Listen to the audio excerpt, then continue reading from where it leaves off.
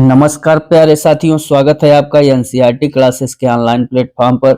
साथियों, कल हम लोग शिक्षण विधियों पर आधारित आपको वीडियो प्रोवाइड किए थे और आज का जो वीडियो होने वाला है वो भी शिक्षण पर ही प्रोवाइड होगा। इसमें आपको आज अलग से शिक्षण अधिगम सिद्धांत के बारे में हम लोग जानेंगे। मित्रों, अगर आपने कल का वीडियो देखा होगा तो देखा होगा कि ये वीडियो आपके लिए कितना हेल्पफुल है और आज का भी वीडियो आपके लिए बहुत ही हेल्पफुल होने वाला है। तो प्लीज वीडियो को स्किप मत करते हुए वीडियो को पूरा देखिए और जो नए भाई बहन हैं वो चैनल को सब्सक्राइब जरूर कर लें। तो चलिए देखते हैं आज का पहला सवाल। सीखने का व्यवहारवादी सिद्धांत। जो सीखने का व्यवहारवादी सिद्धांत है ये किस पर बल देता है? हमें सबसे पहले शिक्षण को हल करते समय ये ध्यान देना जरूरी है कि हम पूरे विकल्प को बहुत अच्छे ढंग से विश्लेषित कर करके पढ़ें। तो पहला ऑप्शन आपका है आंतरिक मानसिक प्रक्रिया, दूसरा है प्रेक्षणीय व्यवहार, तीसरा है भावनात्मक विकास और चौथा है सामाजिक अंतःक्रिया। जो व्यवहारवादी सिद्धांत है ये व्यवहारवादी सिद्धांत को हम लोग किसमें लेंगे? आपका जो ऑप्शन होने वाला है प्रेक्षणीय व्यवहार के अंतर्गत। क्यों? क्योंकि व्यवहारवाद केवल उन्हीं चीजों को मानता है जिन्हें बाहर से देखा जा सके, और जब बाहर से हम किसी चीज को देखेंगे तो उसका परीक्षण ऑब्जर्वेशन जरूर करेंगे। इसलिए जो सीखने का व्यवहारवादी सिद्धांत है प्रेक्षणीय व्यवहार को ही मानता है। नेक्स्ट क्वेश्चन, शास्त्रीय अनुबंधन। और शास्त्रीय अनुबंधन का जो सिद्धांत है किसने दिया था? तो शास्त्रीय अनुबंधन के लिए आप किस पर टिक लगाएंगे? पावलोव पर। ये पावलोव का बहुत ही प्रसिद्ध सिद्धांत है और पावलोव ने इसे कुत्ते पर प्रयोग किया था। किस पर? कुत्ते पर प्रयोग। ठीक, और इसे हम लोग शॉर्ट में एस टाइप सिद्धांत भी कहते हैं। एस टाइप सिद्धांत। तो प्रश्न पूछे चाहे एस टाइप पर चाहे शास्त्रीय अनुबंधन को पूछे और किस पर प्रयोग? कुत्ते पर प्रयोग। इस ढंग से तीन प्रश्नों का हल आपका क्या होगा? Pavlov. Next question, operant conditioning का सिद्धांत किससे संबंधित है? और जो ऑपरेंट कंडीशनिंग का सिद्धांत है ये आपका स्किनर महोदय से संबंधित है और ये स्किनर महोदय ने चूहे और कबूतर पर प्रयोग करके प्राप्त किया। चूहे और कबूतर पर प्रयोग। ठीक है, ये इसलिए बता रहे हैं प्रयोग क्योंकि कभी कभी प्रश्न चूहे पर किसने प्रयोग किया था ऐसे डायरेक्ट पूछता है और वहां हम आप परेशान होते हैं, और इसे शॉर्ट में आर टाइप सिद्धांत भी कहते हैं। नेक्स्ट क्वेश्चन, नेक्स्ट आपका है थॉर्नडाइक का कौन सा नियम सबसे महत्वपूर्ण माना जाता है? थॉर्नडाइक महोदय का जो सबसे अच्छा नियम है वो है तो अभ्यास का भी नियम, तत्परता का नियम, प्रभाव, तीनों नियम थॉर्नडाइक के महत्वपूर्ण हैं, लेकिन इसमें जो सबसे ज्यादा महत्वपूर्ण माना जाता है वो आपका है कौन सा? प्रभाव का नियम। क्यों? क्योंकि अगर आपने कोई कार्य किया और उस कार्य का परिणाम सुखद रहा, अर्थात जो परिणाम है वो सुखद अर्थात इफेक्टिव रहा, तो क्या है? सीखना निश्चित है कि उससे आप कुछ न कुछ सीखेंगे ही। इसलिए प्रभाव का जो नियम है सबसे महत्वपूर्ण माना जाता है। नेक्स्ट, गेस्टाल्ट सिद्धांत किस पर बल देता है? और जो गेस्टाल्ट सिद्धांत है वो अंशों पर, पूर्णता पर, अभ्यास पर, पुरस्कार पर। तो आपका गेस्टाल्ट सिद्धांत जो है किस पर बल देता है? पूर्णता पर बल देता है। और ये गेस्टाल्टवादी लोग कहाँ के थे? जर्मन। ये जो जर्मन का एक शब्द है गेस्टाल्ट, उसका जर्मन भाषा का ये शब्द है गेस्टाल्ट, और इसका जो अर्थ है, अर्थ ही होता है क्या? आकार या पूर्णता। ठीक है, इसलिए गेस्टाल्ट सिद्धांत किस पर बल देता है? पूर्णता पर। गेस्टाल्ट का मतलब ही होता है आकार या पूर्णता। ठीक, नेक्स्ट क्वेश्चन, नेक्स्ट आपका है संपूर्ण अपने भागों के योग से बड़ा होता है, यह कथन किस सिद्धांत से संबंधित है? और यह कथन आपका व्यवहारवाद, संज्ञानवाद गेस्टाल्टवाद से ही संबंधित है, जैसे कि संपूर्ण अपने भागों के योग से बड़ा होता है और यह गेस्टाल्ट में ही संभव है। क्योंकि गेस्टाल्ट का मतलब क्या होता है? पूर्णता। तो गेस्टाल्टवादी लोग पूर्णता पर बल देते हैं, इसलिए कौन सा आपका सही होगा? C option. क्योंकि इसमें क्या है कि किसी चीज के टुकड़े नहीं किया जाता, बल्कि उसे पूरी तरह से देखा जाता है। नेक्स्ट क्वेश्चन जो आपका है क्या है? अंतर्दृष्टि सिद्धांत किसने दिया? अंतर्दृष्टि सिद्धांत देने वाले जो आपके मनोवैज्ञानिक हैं वो कौन है? Wolfgang Kohler. और इन्होंने किस पर प्रयोग किया था? तो इन्होंने प्रयोग किया था चिंपैंजी पर। और इस चिंपैंजी का उन्होंने जो नाम दिया था सुल्तान। क्या नाम था? सुल्तान। तो कभी कभी ये पूछा जाता है कि कोहलर के द्वारा प्रयोग में आने वाले चिंपैंजी का नाम क्या था? कभी कभी ये प्रश्न पूछता है। ठीक, तो आप इससे भी बचिए। और जो अंतर्दृष्टि है, अंतर्दृष्टि का जो समझ सिद्धांत है ये किस पर है? क्योंकि अंतर्दृष्टि का मतलब होता है अचानक कोई अगर आपको सूझ आ जाए तो उसी सूझ को हम लोग अंतर्भावना या अंतर्दृष्टि कहते हैं। तो ये जो सिद्धांत है ये किस पर आधारित है? अचानक आने वाली सोच को भी अच्छे तरीके से ये समझता है। नेक्स्ट क्वेश्चन, पियाजे का संज्ञानात्मक विकास सिद्धांत किससे संबंधित है? और जो पियाजे का संज्ञानात्मक सिद्धांत है ये आपका नैतिक विकास, सामाजिक विकास, मानसिक विकास से संबंधित है, इसलिए कौन सा ऑप्शन सही होगा? सी ऑप्शन सही होगा। क्योंकि इसमें बच्चों के मानसिक और बौद्धिक विकास की 4 अवस्थाएं बताई गई हैं। पियाजे ने कितनी अवस्थाओं को बताया है? 4 अवस्थाओं के बारे में बताया है। किससे रिलेटेड? मानसिक और बौद्धिक। नेक्स्ट क्वेश्चन, पियाजे के अनुसार जो सीखने की प्रक्रिया है में क्या प्रमुख है? अनुकरण, सुदृढ़ीकरण, समायोजन और आत्मसात दंड। इसमें जो पियाजे ने बताया था, पियाजे ने कहा था कि अगर आप पुराने ज्ञान को जोड़ देते हैं अपने नए ज्ञान के साथ, अर्थात पुराने ज्ञान का आत्मसात करेंगे। आत्मसात का मतलब नए ज्ञान। ठीक, तो आप जो पियाजे का सीखने की प्रक्रिया थी क्या थी कि अगर आप पुराने ज्ञान को जोड़ देते हैं नए ज्ञान के साथ तो आपका जो सीखना है वो सबसे अच्छा माना जाएगा और इससे बच्चा बहुत जल्दी ही सीख जाएगा। इसका मतलब पुराने ज्ञान को नए ज्ञान के साथ जोड़कर ज्ञान में बदलाव करना, जो कि सीखने का मुख्य आधार या स्तंभ माना जाता है। तो कौन सा ऑप्शन सही है आपका? सी ऑप्शन सही है, समायोजन और आत्मसात।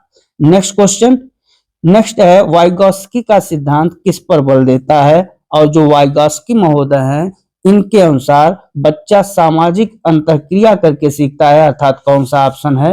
B option is the right answer. Next question, next आपका है जेडपीडी किससे संबंधित है? जेडपीडी का जो सिद्धांत है ये वाइगॉस्की महोदय का चौथा सिद्धांत था और इसलिए कौन सा ऑप्शन सही होगा?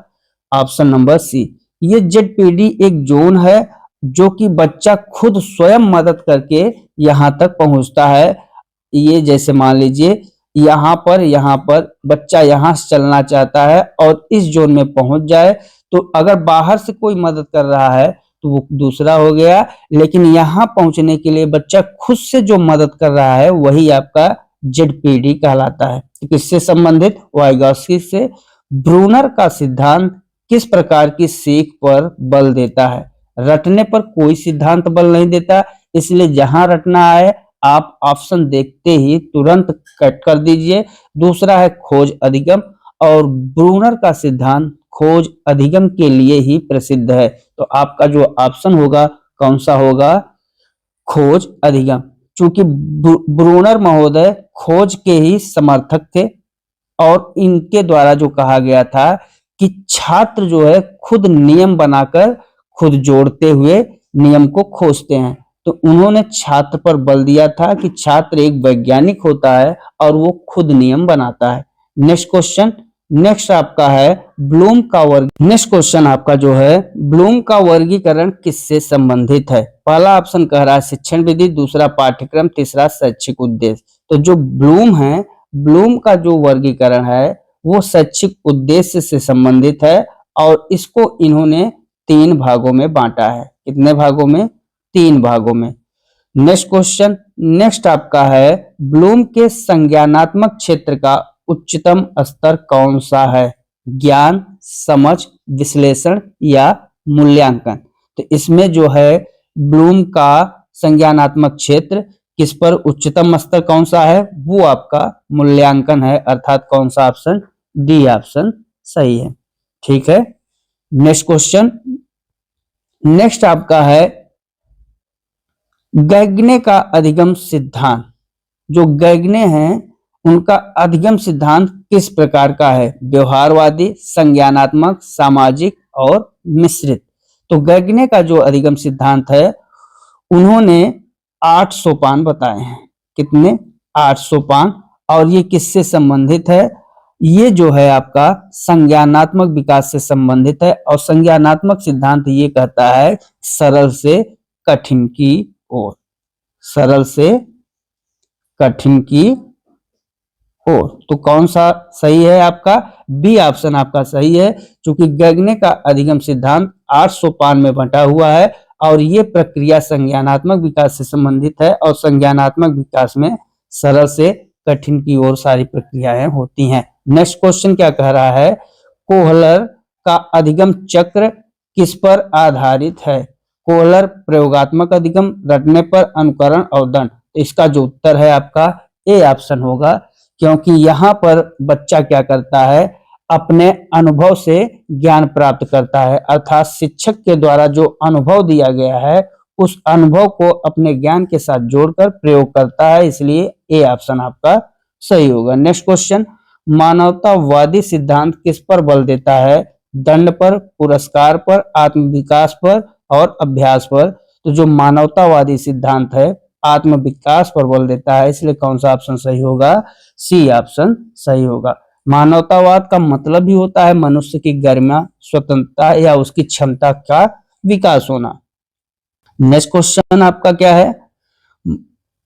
मानवतावादी सिद्धांत के प्रमुख प्रवर्तक कौन हैं? Skinner, Maslow, Pavlov, Thorndike. तो जो मानवतावादी सिद्धांत है वो किससे संबंधित है? आपका मास्लो से, और एक और प्रमुख प्रवर्तक हैं कार्ल रोजर्स। तो आप कार्ल रोजर्स के बारे में भी जानते रहिए, क्योंकि ऑप्शन है कहीं पे मैस्लो दे देगा या कहीं पे कार्ल रोजर्स। तो इन दोनों का नाम जानिए, ये दोनों प्रमुख प्रवर्तक माने जाते हैं मानवतावादी सिद्धांत के। मैस्लो की आवश्यकता श्रेणी में सर्वोच्च आवश्यकता कौन सी है? सुरक्षा, सामाजिक सम्मान, आत्म साक्षात्कार। अर्थात कौन सा ऑप्शन सही है आपका? डी ऑप्शन सही है, क्योंकि मैस्लो ने एक पिरामिड बनाया था और उस पिरामिड का सबसे ऊपरी हिस्सा ये कहता है कि व्यक्ति जो है अपनी पूरी क्षमता के साथ जो है वो उस पिरामिड को प्राप्त करना चाहता है। अर्थात जैसे ये सबसे ऊपरी भाग है, इस सबसे ऊपरी भाग को जो व्यक्ति की चाह क्या होती है? इस ऊपरी भाग को पूरी क्षमता के साथ प्राप्त करना। नेक्स्ट क्वेश्चन, नेक्स्ट आपका है बहुबुद्धि सिद्धांत किसने दिया? पियाजे, गार्डनर। बुद्धि से रिलेटेड गार्डनर महोदय हैं, उन्होंने बहुबुद्धि का सिद्धांत दिया और कहा कि बुद्धि कोई एक चीज नहीं है बल्कि इसके कई स्वतंत्र प्रकार हैं। ठीक है, नेक्स्ट क्वेश्चन, नेक्स्ट आपका है गार्डनर के अनुसार बुद्धि कितने प्रकार की होती है? तो गार्डनर महोदय ने बुद्धि को कितने प्रकार का बताया है? 8 या 8 से अधिक। तो कौन सा ऑप्शन सही है आपका? D option is the right answer, क्योंकि उन्होंने भाषाई बुद्धि के बारे में बताया है, तार्किक बुद्धि के बारे में बताया है, संगीत बुद्धि के बारे में बताया है। ऐसे 8 प्रकार हैं, उससे अधिक। नेक्स्ट क्वेश्चन, प्रेरणा का कौन सा प्रकार आंतरिक होता है? बाह्य प्रेरणा, चूंकि आंतरिक पूछ रहा है तो आंतरिक प्रेरणा का मतलब ही आंतरिक होगा, इसलिए कौन सा ऑप्शन? बी ऑप्शन आपका सही है। प्रेरणा का कौन सा प्रकार आंतरिक है? जो आंतरिक प्रेरणा हो, अर्थात जो काम करने से अंदर खुशी प्राप्त हो, उसी को हम लोग आंतरिक प्रेरणा कहते हैं और इसका जो ऑप्शन सही है बी। नेक्स्ट, सीखने की स्थायित्व किससे बढ़ता है?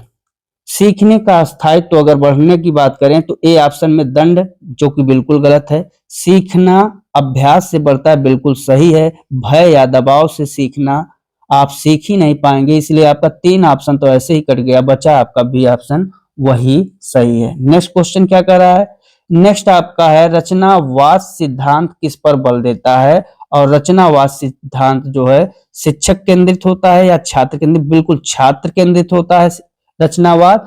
और रचनावाद में छात्र जो है खुद अपने ज्ञान का क्या होता है, निर्माता, ज्ञान का निर्माता। तो ये जो हम यहाँ पर लिखा रहे हैं इसको भी नोट करते जाइएगा, क्योंकि कभी कभी परीक्षा में यही पूछ लेता है कि ज्ञान का निर्माता किस सिद्धांत को, मतलब किस सिद्धांत की ओर इंगित करता है या कौन सा सिद्धांत बल देता है। नेक्स्ट क्वेश्चन आपका है रचनावाद के अनुसार ज्ञान का निर्माण कौन करता है। शिक्षक, पाठ्यपुस्तक। देखिए तुरंत पूछ लिया प्रश्न आपसे, कौन करेगा, विद्यार्थी स्वयं करता है, इसलिए कौन सा ऑप्शन सही होगा, सी ऑप्शन। नेक्स्ट, सीखने का सामाजिक अधिगम सिद्धांत किसने दिया। जो सामाजिक अधिगम सिद्धांत है वो किसके द्वारा दिया गया है, अल्बर्ट बंडूरा के द्वारा दिया गया है।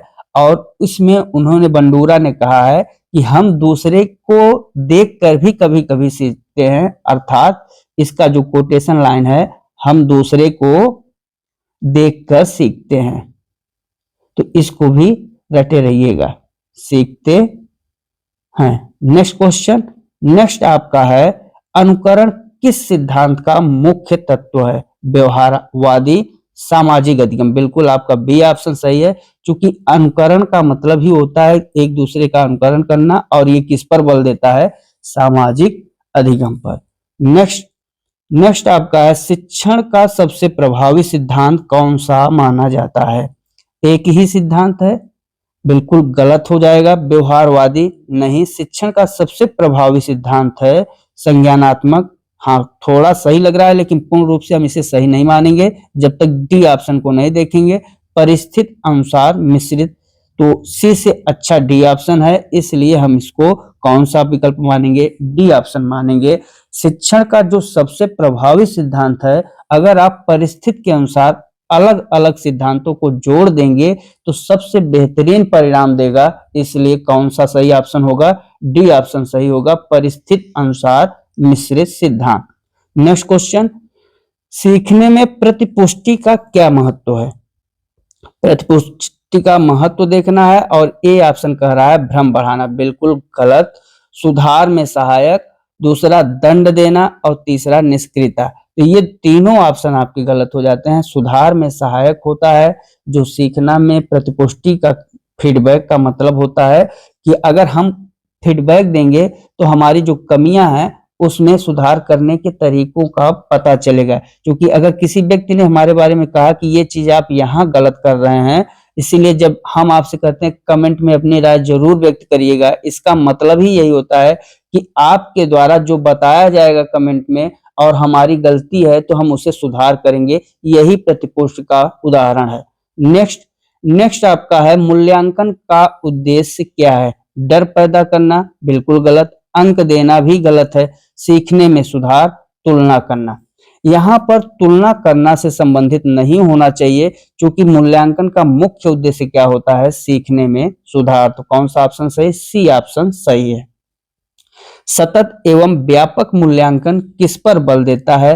परीक्षा पर। हमने पहले ही बताया है कि मूल्यांकन करिए लेकिन जो बच्चे के हित में हो, इसलिए परीक्षा पर रटने पर दोनों गलत है। सर्वांगीण विकास बिल्कुल सही ऑप्शन है, क्योंकि दंड पर भी मूल्यांकन नहीं आधारित होता, इसलिए कौन सा आपका ऑप्शन सही बचा, सी ऑप्शन, कि बच्चे के सर्वांगीण विकास में जो सहायक होता है वो सतत एवं व्यापक मूल्यांकन है। नेक्स्ट क्वेश्चन, नेक्स्ट आपका है शिक्षण में प्रेरणा क्यों आवश्यक है। अनुशासन के लिए, सीखने की रुचि के लिए प्रेरणा आवश्यक होता है, इसलिए कौन सा ऑप्शन सही है, बी ऑप्शन ही सही है। क्योंकि सी ऑप्शन में दंड की बात है, गलत है। समय बचाने के लिए भी गलत है। कौन सा ऑप्शन सही है आपका, सीखने की रुचि के लिए प्रेरणा आवश्यक है, मोटिवेट करना। आपका नेक्स्ट क्वेश्चन कह रहा है अधिगम की प्रक्रिया किस प्रकार की होती है। स्थिर, अस्थायी, सतत और आकस्मिक। तो जो अधिगम की प्रक्रिया है वो आपका सतत मतलब कंटिन्यू चलता रहे, लगातार चलता रहे। सतत का मतलब ही होता है लगातार। इसलिए सीखना हम जब तक जन्म से मृत्यु तक सीखते ही रहेंगे। इसलिए ये सीखना क्या है आपका निरंतर चलने वाली प्रक्रिया है। नेक्स्ट क्वेश्चन, सीखने में व्यक्तिगत भिन्नता किस सिद्धांत से जुड़ी है? आपका व्यवहारवाद, बिल्कुल व्यवहारवाद से सीखना जुड़ा हुआ है, मानवतावाद से भी जुड़ा हुआ है, रचनावाद से भी जुड़ा हुआ है। इसलिए कौन सा ऑप्शन होगा? D option. नेक्स्ट क्वेश्चन क्या कर रहा है? नेक्स्ट क्वेश्चन आपका है सीखने का स्थानांतरण, ट्रांसफर ऑफ लर्निंग क्या है? भूल जाना, नई परिस्थिति में उपयोग करना, रटने की प्रक्रिया और दंड। देखिए जो सीखने का स्थानांतरण है इसमें भूल जाना होगा ही नहीं। नई परिस्थिति में उपयोग बिल्कुल आपका सही विकल्प है, क्योंकि अगर आप जो सीखे हुए हैं उस सीखे हुए ज्ञान को दूसरी जगह पर प्रयोग करेंगे तो उसे ही क्या कहा जाता है? स्थानांतरण। नेक्स्ट क्वेश्चन, सकारात्मक स्थानांतरण का अर्थ, सीखने में बाधा, जो बिल्कुल सकारात्मक का मतलब ही होता है सीखने में सहायता प्रदान करना। इसलिए कौन सा ऑप्शन है? बी ऑप्शन सही है।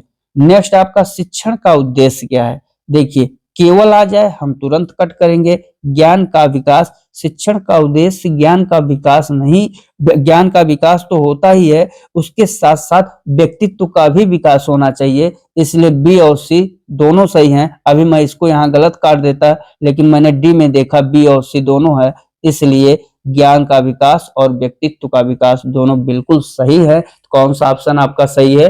D option. क्योंकि शिक्षण का जो मुख्य उद्देश्य है वो ज्ञान के साथ साथ व्यक्तित्व का भी विकास करता है। आपके पास बहुत ज्ञान है लेकिन आप आतंकवादी हो गए, ये किसी शिक्षण का उद्देश्य तो है नहीं। इसलिए ज्ञान होना चाहिए और ज्ञान के साथ साथ व्यक्तित्व का भी विकास हो तो वो शिक्षण का उद्देश्य माना जाता है। नेक्स्ट क्वेश्चन, सीखने का भावनात्मक पक्ष किस क्षेत्र पर से संबंधित है? संज्ञानात्मक, भावात्मक, क्रियात्मक, सामाजिक। जो भावनात्मक पक्ष है वो भावात्मक से ही संबंधित होगा। इसलिए कौन सा ऑप्शन आपका सही है? बी ऑप्शन सही है। इसमें क्या होता है कि भावनाओं के मूल्यों को और उनके दृष्टिकोणों से जो हमें प्रेरणा मिलती है उससे ही हम सीखते हैं। नेक्स्ट क्वेश्चन, क्रियात्मक क्षेत्र किससे संबंधित होता है? जो क्रियात्मक क्षेत्र है ज्ञान, भावना, कौशल और सोच।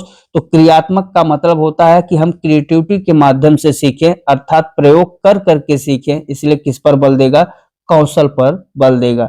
नेक्स्ट क्वेश्चन, शिक्षण सिद्धांतों का मुख्य आधार क्या है? परंपरा, अनुभव, मनोविज्ञान, दर्शन। तो शिक्षण सिद्धांतों का मुख्य आधार आपका मनोविज्ञान है, क्योंकि आप मनोविज्ञान के अंतर्गत ही सीखते हैं और बच्चों में मनोवैज्ञानिक तथ्यों को जोड़ने की कोशिश करते हैं कि बच्चे उस मनोवैज्ञानिक तथ्य से भी जुड़े। नेक्स्ट आपका है सीखने में रुचि का क्या प्रभाव है? नकारात्मक, रुचि का कोई नकारात्मक प्रभाव तो पड़ेगा नहीं, कोई प्रभाव नहीं, गलत। सकारात्मक बिल्कुल सही ऑप्शन है।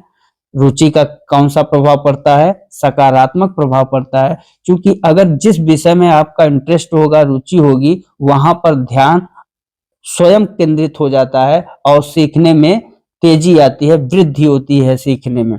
नेक्स्ट क्वेश्चन, अनुशासन का लोकतांत्रिक सिद्धांत किस पर आधारित है?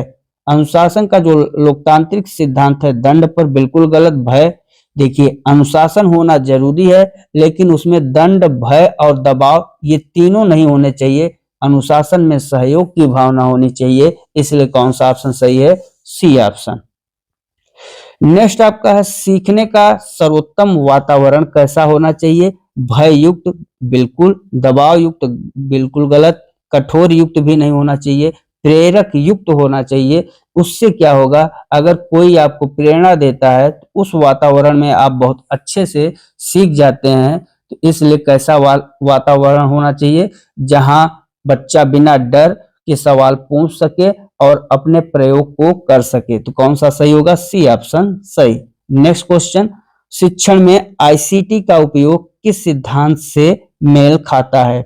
व्यवहारवादी, रचनावादी, मानवतावादी और सभी। देखिए आईसीटी को कल हमने वीडियो में ही जिक्र किया था, इसके सारे फुल फॉर्म भी बता दिए थे। क्योंकि आईसीटी का मतलब ही हम लोग सीखने से लगाते हैं, और ये सीखना कैसा होता है, रचना के माध्यम से सीखा जाता है। बच्चे छोटे छोटे टुकड़ों में रचते हैं, अपने कंप्यूटर इंटरनेट के माध्यम से सक्रिय होते हैं और बहुत सारी जानकारी को इकट्ठा कर लेते हैं। इसलिए आईसीटी का उपयोग रचनावादी सिद्धांत से मेल खाता है।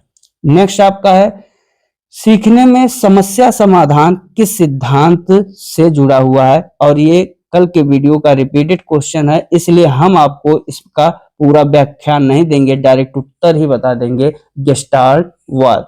नेक्स्ट क्वेश्चन, शिक्षण का केंद्र बिंदु कौन है। शिक्षण के केंद्र बिंदु में हमेशा कौन होता है, छात्र, विद्यार्थी। जो विद्यार्थी हैं वो हर एक शिक्षण के केंद्र बिंदु में होते हैं, इसलिए सी ऑप्शन आपका सही है। नेक्स्ट क्वेश्चन, नेक्स्ट आपका है, सीखने में सहयोगात्मक अधिगम किस सिद्धांत से संबंधित है। और व्यवहारवादी, सामाजिक, संज्ञानात्मक, मानवतावादी। और सहयोगात्मक अधिगम है आपका सामाजिक सिद्धांत में, इसलिए कौन सा ऑप्शन सही है, बी ऑप्शन आपका सही है। क्योंकि वाइगोस्की का भी मानना था कि अगर बच्चे समूह में काम करेंगे, अच्छा पेयर बना के सीखेंगे, तो अपने एक दूसरे, मान लीजिए कि दो बच्चों की टोली है, अब इनमें क्या होगा, एक दूसरे में जो ज्ञान प्रदान होगा वो सामाजिक अधिगम का एक अच्छा उदाहरण माना जाएगा। नेक्स्ट क्वेश्चन, सीखने की गति किस पर निर्भर होती है। इसका जो ऑप्शन है, आयु पर, बुद्धि पर, प्रेरणा पर, सभी पर। तो जो सीखने की विधि गति है वो किस पर निर्भर करती है, आयु पर भी निर्भर करती है, बुद्धि पर भी और प्रेरणा पर। इसलिए कौन सा सही होगा, डी ऑप्शन आपका सही होगा। क्योंकि ये अधिगम जो है, आप जब से जन्म लेते हैं और जब तक आपकी मृत्यु नहीं होती है तब तक आप सीखते हैं। तो इसमें जैसे अनुवांशिकता का भी लक्षण होना चाहिए, वातावरण का भी लक्षण होना चाहिए, क्योंकि ये दोनों सीखने में प्रभावित करते हैं। और ये आयु, बुद्धि, प्रेरणा भी जो है सीखने को प्रभावित करती है। कौन सा ऑप्शन सही है आपका, D option the right answer. Next question आपका है, शिक्षण में उदाहरणों का प्रयोग किस सिद्धांत में से जुड़ा है। व्यवहारवादी उदाहरण का प्रयोग किया जाता है, संज्ञानात्मक में भी और रचनावादी में भी, इसलिए इसका भी कौन सा ऑप्शन सही होगा, डी अर्थात सभी। नेक्स्ट आपका है, आधुनिक शिक्षण सिद्धांतों का मुख्य लक्ष्य क्या है।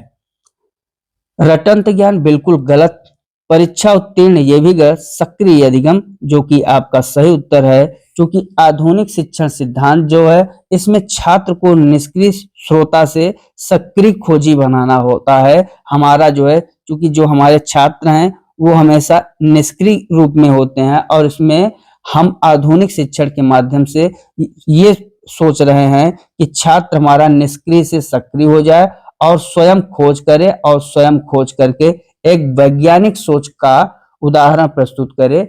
तो ये आपका कौन सा ऑप्शन सही है, सी ऑप्शन सही है। नेक्स्ट, तो साथियों आज बस इतना ही। तो हमारा नेक्स्ट पार्ट के लिए चैनल को सब्सक्राइब जरूर कर ले मित्रों। हम लोग लगातार शिक्षण विधि और शिक्षण के माध्यम से, क्योंकि परीक्षा निकट है, अभी तक हम लोगों ने बहुत सारे मॉडल पेपर हर विषय के आपको प्रस्तुत किए हैं। परीक्षा निकट है, और जो भाई बहन अभी शिक्षण विधियों के बारे में नहीं समझ पाए हैं या नहीं जानकारी कर रहे हैं पाए हैं, तो उनके लिए जो हमारा एनसीईआरटी क्लासेज है, सबसे बेहतरीन प्लेटफॉर्म है आपके सीखने के लिए। तो मित्रों चैनल को सब्सक्राइब करें, जहां पर आपको लगे अपनी राय कमेंट के माध्यम से प्रस्तुत करें। तो आज के लिए बस इतना ही, मिलते हैं अगले वीडियो में। तब तक के लिए नमस्कार, जय हिंद, जय भारत, वंदे मातरम।